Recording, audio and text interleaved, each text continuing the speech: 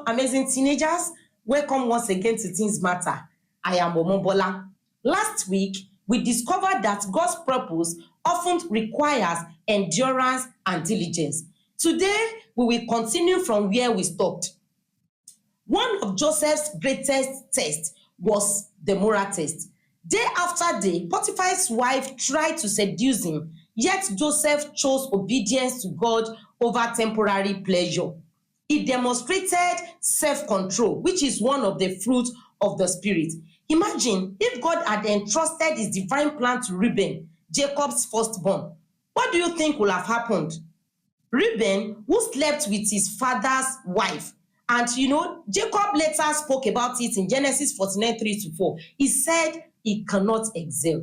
A person without moral discipline can easily destroy a divine assignment.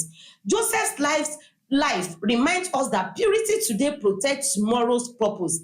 Every decision you make concerning your relationship, your body, your honesty, and your private life is preparing you either to fulfill or to forfeit God's purpose.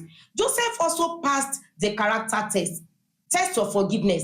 When he finally stood before the brothers who had betrayed him, he chose mercy instead of revenge.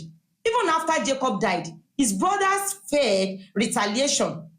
Joseph comforted them. Instead of hurting them, think about it. As prime minister, Joseph had enough authority to punish Potiphar and even expose Potiphar's wife publicly to clear his name. Instead, he left his vindication in God's hands.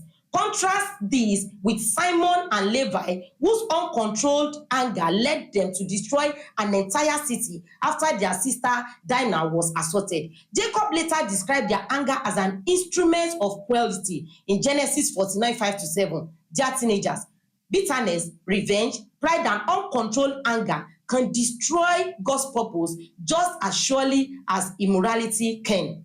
God has a unique assignment for you. Perhaps you are the one he wants to use to change your family, bless your generation, strengthen his church, or influence your nation. The question is not whether God has a purpose for you. The question is whether he can trust you with it. Think about it. Thank you for being here today. See you next week for another episode. Till then, remain blessed. Bye.